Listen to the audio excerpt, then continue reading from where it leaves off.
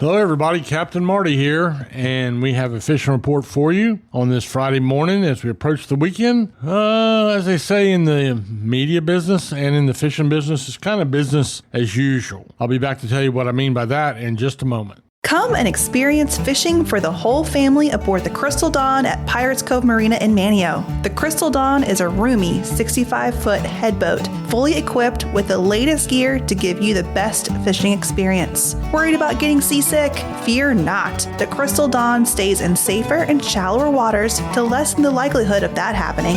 Half-day and private fishing trips are available. To find out more, go online to crystaldawnheadboat.com. The Crystal Dawn Headboat out of Pirates Cove. Fishing that is fun for all ages. The desire for being on the water is what draws people to the Outer Banks. OBX Boat Company in Kill Devil Hills shares that desire with you. The only full-service, Yamaha authorized dealer on the beach, OBX Boat Company is committed to providing you the best possible boat ownership experience. Their carefully selected brands of center consoles and family-friendly pontoon boats are all powered by ultra-reliable Yamaha motors. They offer excellent financing options as well. To learn more and see their inventory, visit obxboatco.com.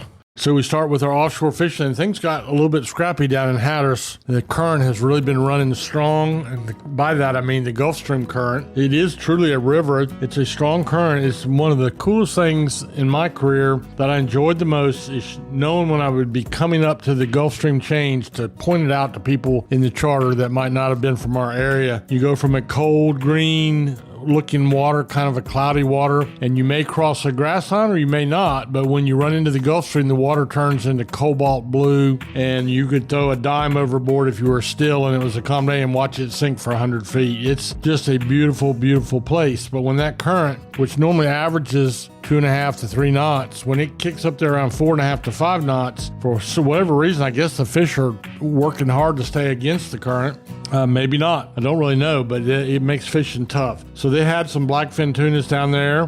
There was a scattered sailfish. A couple of the boats caught some amberjack. I noticed that Jessie on the Carolina Girl right there at Hatteras Harbor, that's what she ended up doing. But that was pretty much the long and the short of that. Their inshore boats have been catching bluefish and Spanish mackerel. That's typical summertime fare. Every once in a while, a little bit of a king mackerel bite going on. And if the drum roam around and get outside of the inlet, they'll of course are equipped to fish for those as well. The Oregon Inlet Fleet had a little bit of a billfish bite today. I saw one boat with 2 blues and a sail, another boat with a blue and a sail. What I'm not seeing, and what's concerning me, is I'm not seeing hardly any white marlin, and we need those white marlin to get here. They're above us, I think, right now. We need them to move down to Ocean City, which has a big tournament, and then the Pirates Cove tournament and the Alice Kelly tournament starting on the 11th of August. But in addition to the billfish, they had a few mahi or dolphin, mostly 3 to 8 pounders, 15 or 20 to the boat, something like that if you were lucky. And then both fleets had a very occasional wahoo. That fishing is also slower than normal.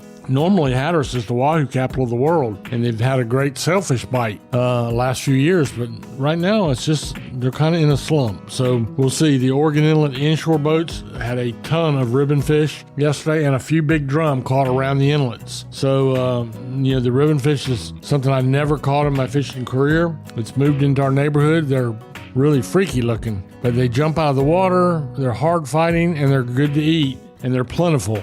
So that's action is what you want when you're a charter boat captain, and they're providing that for a lot of people on these half-day trips. As far as pier fishing, interesting. We'll talk about the northern piers primarily today. Tony Lombardi from WalkingAngler.com is pointing out to me that this morning the water temperatures were 60 degrees. That's cold because you think, but wait a minute, it's August. But when you get a southwest wind, what it does is it blows the surface water off of the beach. It pushes it offshore, and that cold springtime water that was underneath it comes up to the beach. Now, when you get a northeast wind, it's the exact opposite. The water will really warm up, and that's because the Gulf Stream, the effects of the waters inside the Gulf Stream shove in, and you get a warming spell. But by this afternoon, the temperatures had gone up. Avalon Pier and Jeanette's Pier to 71 degrees, and there was a little bit of a bite with croakers, sea mullet, spot, sheephead, and sea bass. And so when I say that, I'm not talking about a whole lot of anything, a few of everything. Pretty much the way it looks right now. So we'll take a little break right here. I'll get a little sip of water, and then we'll talk about what's going on in the Sound.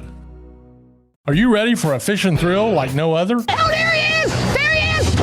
Oh, got him up! As seen on Wicked Tune at Outer Banks, the Carolina Girl, captained by majestic Jesse Anderson, is a custom, luxurious 53-foot Jarrett Bay built boat running out of Hatteras Harbor Marina. Let Jesse and her crew give you a fishing experience of a lifetime. To book a trip, go online to CarolinaGirlSportFishing.com. Carolina Girl Sport Fishing, your offshore adventure awaits.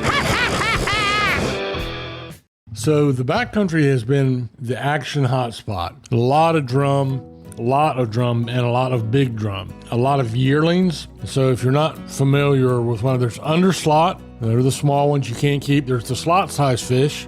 You can keep, I think, one of those per day. And then above that are the yearlings, and then all the way up to the 45, 50-inch drum, the big ones, I call them. And they're really catching a few of all of those, depending on where you're at and how you're fishing. Both our recreational do-it-yourselfers and our charter boats are seeing a lot of drum. You got plenty of room and plenty of places. There's kind of widespread. Anybody that says, oh, don't give away my secrets, I just told you it's the Pamlico Sound, 120 miles long, 25 miles across, or 30 miles across. Plenty of room to go fishing. So in addition to that, the speckled trout bite, again, we've been talking about this almost every day. So you still have a speckled trout bite going on. And we have a few other things. We have some black drum in the catches now. We have some Spanish mackerel that have moved back into the Sound. Been a few of them caught down around the southern tip of Wanchese, believe it or not. And Taylor bluefish. A few sea mullets being caught by some of our guided boats. And a few flounder, which you have to let go. So it's about the same thing as we've been talking about for the last few days. The weekend is a great time to get on a makeup charter. They usually have plenty of availability. If you're by yourself and just want to go to the Gulf Stream, go get on a makeup charter. And please be careful when you book a boat, any charter boat, that you know who you're booking, what marina they're affiliated with, and do your homework a little bit and check them out. I fished in the Oregon Inlet fleet from the Oregon Inlet Fishing Center, and it's one of the finest charter boat operations there is. Same can be said for Pirates Cove Marina. And then down in Hatteras, there's Hatteras Harbor, and there's Teach's Lair. And these are all, and Village Marina, these are all reputable marinas that stand their reputation out for everyone to see. And what you need to do is walk the docks in a charter boat marina and talk to captains. Don't just fall for the fastest boat or the biggest boat, but talk to the captains, especially talk to the mate and see what they're like, and then find out what your options are. So that gives you just a little bit of something to go on, and that is our fishing report for you on this Friday.